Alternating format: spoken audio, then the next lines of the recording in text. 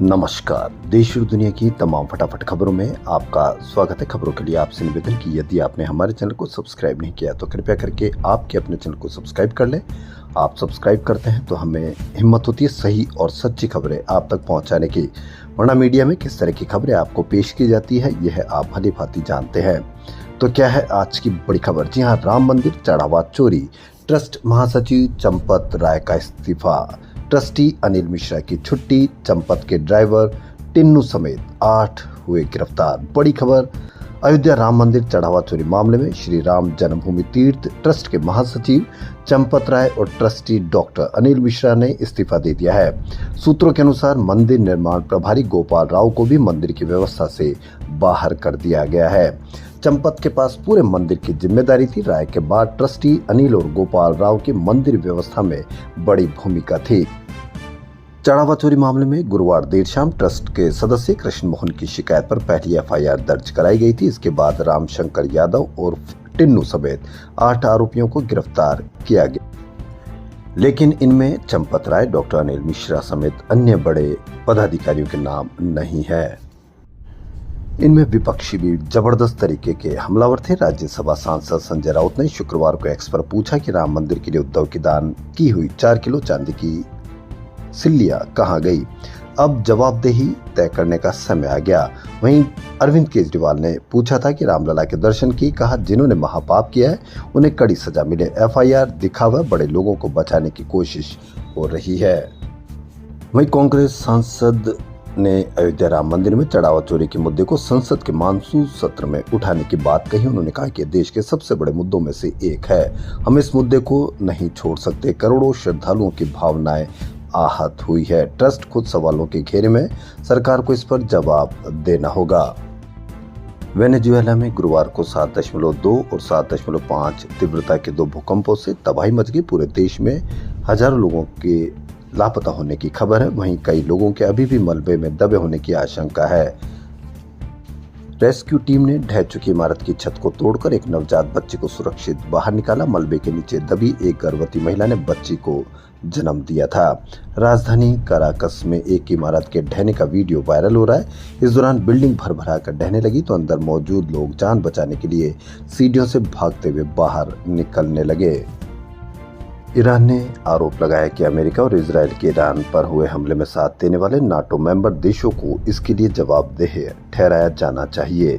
Iran के विदेश मंत्रालय के प्रवक्ता इस्माइल बगई ने सोशल मीडिया पर कहा कि नाटो चीफ मार्क रूट ने खुद माना है कि इटली और रोमानिया ने ईरान के खिलाफ सैन्य कार्रवाई में अमेरिका का साथ दिया था। बगे ने कहा कि इन्हें अपने नागरिकों और पूरी दुनिया को बताना चाहिए कि उन्होंने अमेरिका और इजरायल के साथ मिलकर ईरान के खिलाफ इस कार्रवाई का समर्थन क्यों किया।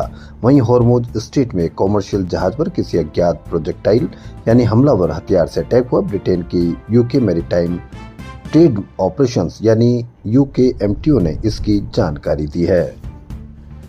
NCERT ने क्लास 9वीं की सोशल साइंस की किताब से संविधान की प्रस्तावना हटा दी है। इनके अलावा सोशलिस्ट और सेकुलर शब्दों का भी जिक्र नहीं है। किताब में इमरजेंसी पर अलग सेक्शन जोड़ा गया है। जी हाँ, बड़ी खबर, संविधान की प्रस्तावना हटा दी गई है। इस पर आप अवश्य कमेंट करके बताएं। यह जानकारी गुरुवार को सामने किताब के understanding society India and beyond chapter में इमरजेंसी को लोकतंत्र के सामने आई सबसे बड़ी चुनौतियों में से एक बताया गया है। आर्थिक तंगी की मार झेल रहे परिवार ने मृत्यु भोज में घी के मालपुए नहीं बनवाए, सादा खाना खिलाया।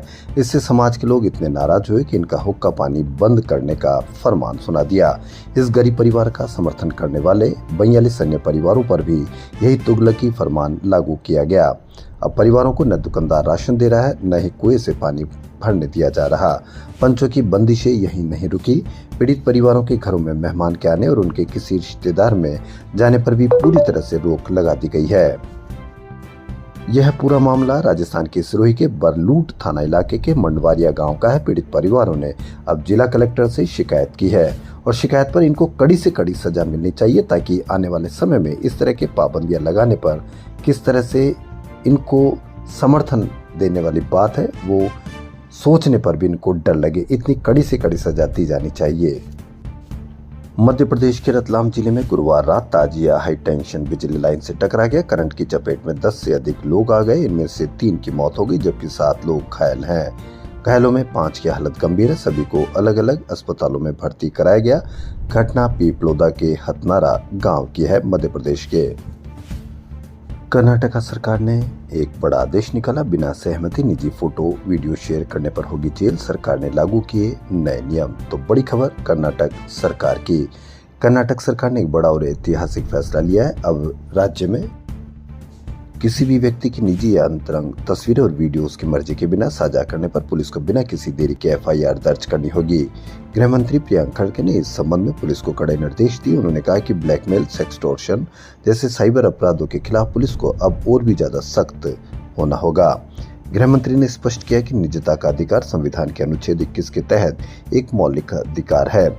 सुप्रीम कोर्ट ने भी अपने अहम फैसले में इसकी पुष्टि की है। उन्होंने चेतावनी दी कि अगर कोई पुलिस अधिकारी पुराने नियमों का बहाना बनाकर FIR दर्ज करने में देरी करता है या मना करता है तो उसे गंभीर अनुशासनात्मक कार्रवाई का सामना करना पड़ेगा। कॉकरोच जनता पार्टी के फाउंडर अभिजीत दीपके ने एक वीडियो सोशल मीडिया एक्स पर पोस्ट किया।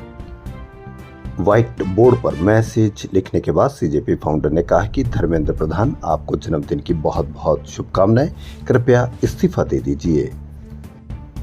पूरा मीडिया अब सिया, चेतन और केतन पर आपको केंद्रित करता रहा है और पहले राजा सोनम पर केंद्रित किया, अब केतन, चेतन और सिया पर आपको केंद्रित करता रहेगा।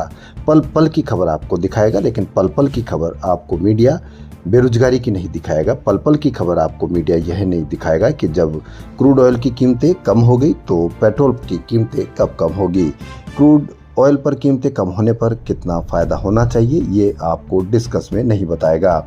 मीडिया आपको पल पल की खबर, सिया गोयल, चेतन चौधरी और केतन की फोटो वीडियो आपको पल पल की खबर दिखाएगा, लेकिन मीडिया आपको यह नहीं बताएगा कि राम मंदिर में चोरी पर क्यों अब तक देरी हो रही है।